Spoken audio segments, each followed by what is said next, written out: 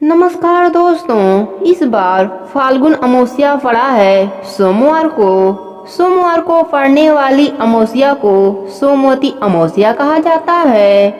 हिंदू धर्म में इस अमावस्या का विशेष महत्व है। पुराणों में कहा गया है कि इस दिन सुहागिन महिलाओं को अपने पति की दीर्घायु की कामना के लिए पूजा करना चाहिए।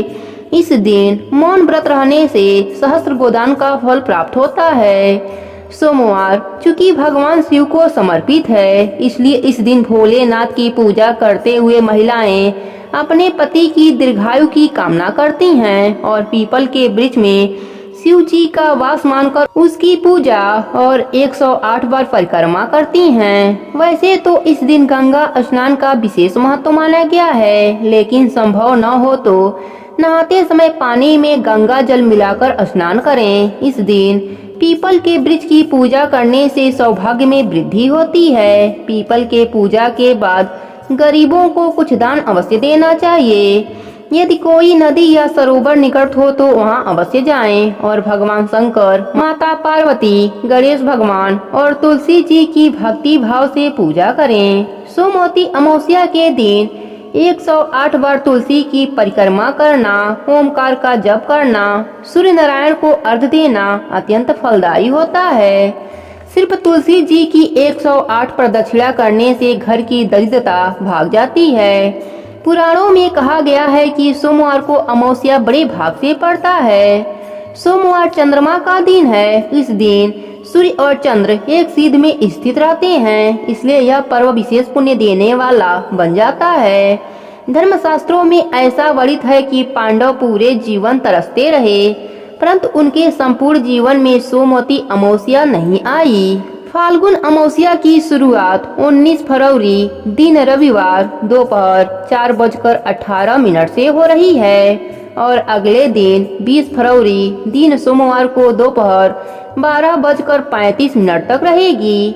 इस चलते फाल्गुन अमावस्या 20 फरवरी दिन सोमवार को मनाई जाएगी। सोमवती अमावस्या की पौराणिक कथा के अनुसार एक गरीब ब्राह्मण परिवार था, जिसमें पति पत्नी के अलावा एक पुत्री भी थी। पुत्री धीरे धीरे बड़ी होने लगी। उस लड़की में समय के साथ सभी गुणों का विकास हो रहा था। लड़की सुंदर एवं गुणवान भी थी, लेकिन गरीब होने के कारण उसका विवाह नहीं हो पा रहा था।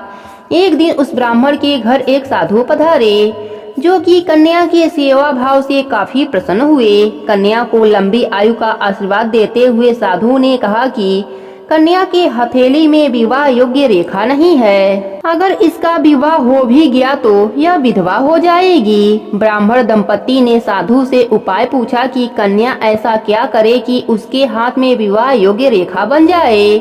साधु ने कुछ देर विचार करने के बाद अपने अंतर्दृष्टि से ध्यान करके बताया कि कुछ दूरी पर एक गांव में सोना नाम की धोबी जात की एक महिला अपने बेटे और बहू के साथ रहती है, जो कि बहुत ही आचार विचार और संस्कार संपन्न तथा पति परायण है। यदि यह कन्या उसकी सेवा करे और वह महिला इसके शादी में अपने मांग का सिंदूर लगा दे, उसके बाद इस कन्या का विवाह हो तो इस कन्या का विधवा योग मिट जाएगा। साधु ने यह भी बताया कि वह महिला कहीं आती जाती नहीं है। यह बात सुनकर ब्राह्मणी ने अपने बेटी से धोबन की सेवा करने की बात कही। कन्या मान गई। अब हर रोज धोबन के घर जाकर सफाई और अन्य सारे काम करके अपने घर वापस आ जाती। सोना धोबन अपने बहू से कहती है, तुम तो सुबह ही उठकर घर के सारे काम कर लेती हो और पता भी नहीं चलता। बहू ने कहा कि माँ जी, मैंने तो सोचा कि आप ही सुबह उठकर सारे काम खुद ही खत्म कर लेती हैं, मैं तो देर से उठती हूँ। इस पर दोनों सास बहू निगरानी करने लगी कि कौन है जो सुबह ही घर का सारा काम करके चला जाता है। कई दिनों के बाद धोबन ने देखा कि एक कन्या मुंह अंधेरे घर में आती है और घर के सारे काम करने के बाद चली जाती है। जब वह जाने लगी तो सोना धोबन उसको पकड़ लिया। पूछने लगी, आप कौन हैं और इस तरह छुपकर मेरे घर की चाकरी क्यों करती हैं? तब कन्या ने साधु द्वारा कही गई सारी बात बताई। सोना धोबन पति परायण थी, उसमें तेज था। वह तैयार हो गई। सोना धोबन के पति थोड़ा अस्वस्थ थे। उसने अपने बहू से अपने लौट आने तक घर पर ही रहने को कहा। सोना धोबन ने जैसे ही अपने मांग का सिंदूर कन्या के मांग में लगाया, उसके पति मर गए। उसे इस बात का पता चल गया। वह घर से निराजल ही चली थी। यह सोचकर कि रास्ते में कहीं पीपल का पेड़ मिलेगा तो उसे भौरी देकर उसकी परिक्रमा करके ही जल ग्रहण करेगी। उस दिन सोमवती अमावस्या थी। रास्ते में पीपल का पेड़ मिला। उसने ईंट के टुकड़ों से 108 बार भौरी दिया, परिक्रमा किया। ऐसा करते ही उसका पति जीवित हो गया। माता पार्वती ने सोना धोबन को सौभाग्यवती होने का आशीर्वाद दिया और साथ में बोले कि जो महिला सोमवती अमावस्या पूजा के बाद इस कथा को सुनेगा वह हमेशा सौभाग्यशाली बना रहेगा। प्रेम से बोलिए पार्वती माता की जय हो, भोलेनाथ की जय हो, गणेश भगवान की जय हो, सोना धोबन की जय हो।